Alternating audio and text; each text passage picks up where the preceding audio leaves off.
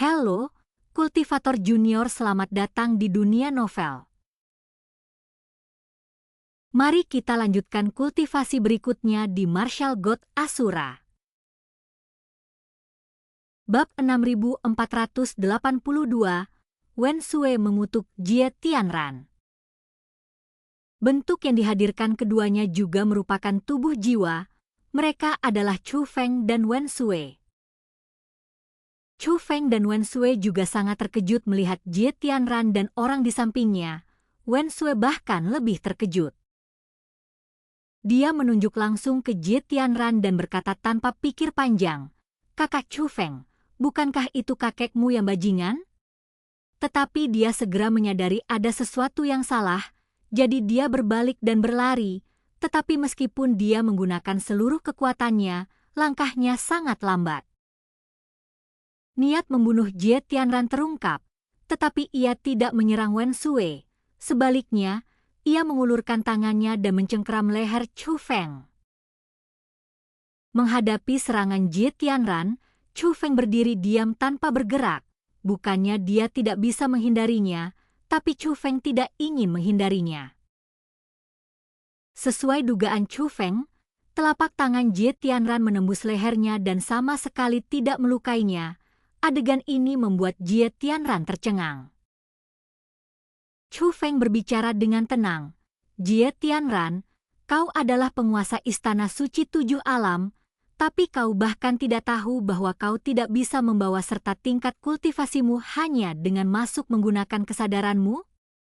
Chu Feng menatap Jie Tianran dengan tatapan penuh ejekan. "Oh, ya, itu hanya kesadaran. Tidak heran aku berlari begitu lambat." Mendengar ini, Wen Sui tidak lari, tetapi juga tidak kembali. Sebaliknya, ia menjaga jarak dan mengamati. Dia tidak yakin apakah penguasa Istana Suci Tujuh Alam punya cara lain. "Hahaha, Jie Tianran. Jie Tianran, kamu benar-benar dibutakan oleh amarah.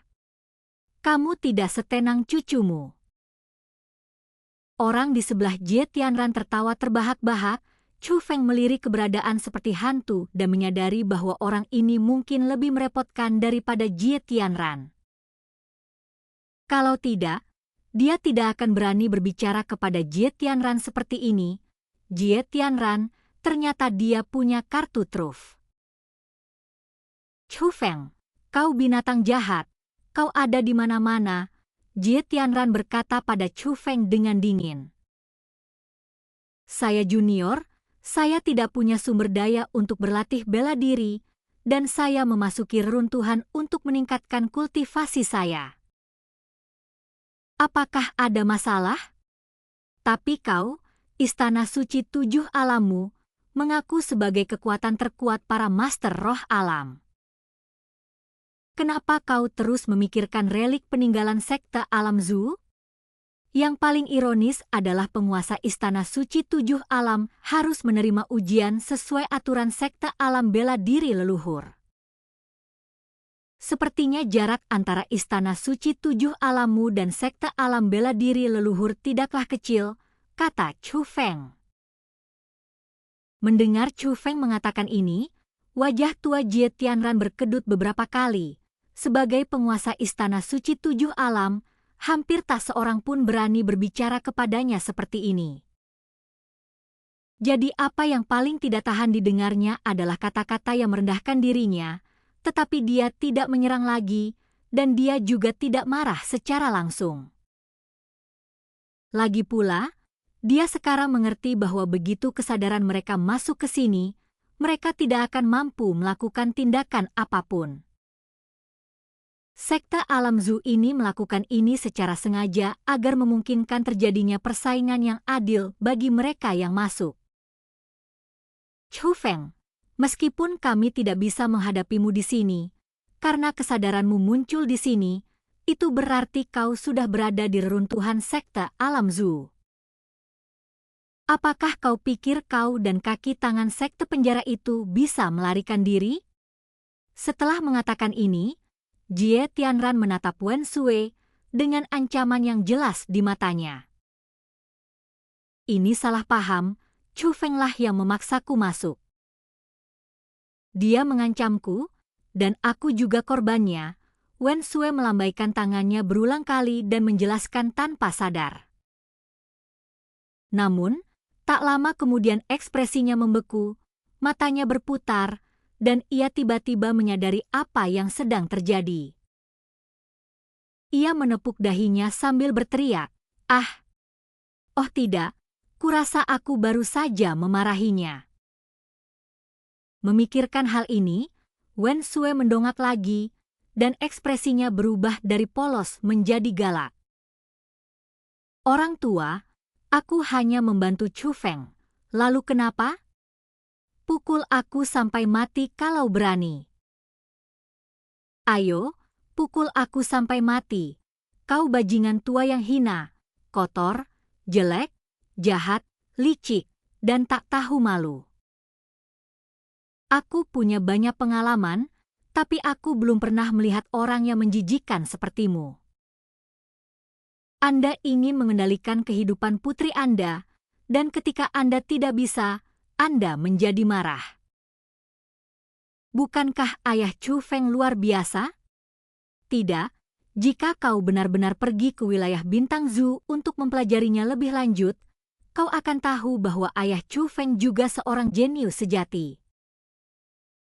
Hanya saja sumber daya di Zoo Tianhe kurang, jadi perkembangannya lebih lambat.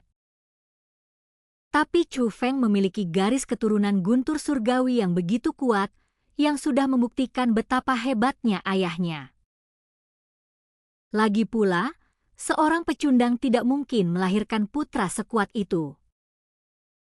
Alasanmu tidak mengakui Chu Feng dan ayahnya sepenuhnya karena Tuan Jie Ranking menentang keinginanmu dan menyimpang dari jalan yang kau tetapkan, sehingga membangkitkan hasratmu yang menyimpang untuk menguasai. Kau telah menyebarkan kebencian ini kepada Chu Feng, dia jelas cucumu sendiri, tapi kau malah ingin mencuri garis keturunannya. Kau tidak bermoral dan tidak punya dasar dalam mengejar kekuasaan. Kau mampu menduduki tahta penguasa istana 7 alam hanya karena kau licik dan berbahaya, menggunakan segala cara untuk mendapatkan sedikit kultivasi. Apakah menurutmu orang-orang di istana suci 7 alam menghormatimu? Mereka hanya takut padamu, mereka tak berani mengungkapkan kemarahan mereka. Dalam hati mereka tak tahu bagaimana cara mengutukmu dan bagaimana cara membuatmu jijik. Orang normal manapun tidak akan pernah menyembah makhluk tua menjijikkan sepertimu. Wen Sue menunjuk Jie Tianran dan mengumpat dengan keras, ucapannya sangat cepat, tanpa berpikir. Pada saat ini, Chu Feng bahkan bisa mendengar suara Jie Tianran menggertakkan giginya. Meskipun kau hanya memasuki tempat ini dengan kesadaranmu, kau bisa merasakan niat membunuhnya, dia benar-benar marah. Namun, saat berikutnya, Chu Feng, Jie Tianran, Wen Sue, dan orang di sebelah Jie Tianran semuanya menatap ke langit pada saat yang sama. Itu adalah jimat yang berputar-putar di angkasa bagaikan burung yang sedang terbang, dan kini mengeluarkan suara kicauan yang nyaring. Yang perlu kita lakukan sekarang adalah mendapatkan manfaatnya di sini, dan jawabannya ada di dalamnya. Meskipun di sini, mereka tidak memiliki kultivasi dan hampir tidak memiliki kekuatan tempur, namun keterampilan observasi mereka masih ada.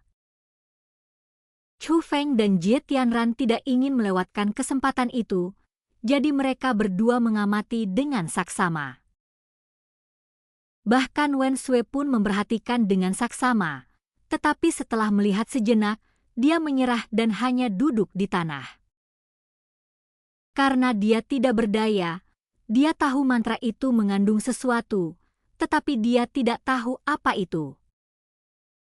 Tak lama kemudian, Jie Tianran mulai melantunkan rumus sihir, dan seiring rumus sihir terus berubah, aura merah terpancar dari tubuhnya. Hampir pada saat yang sama, Chu Feng juga mulai berlatih formula sihir, tetapi aura yang keluar dari tubuhnya berwarna hijau.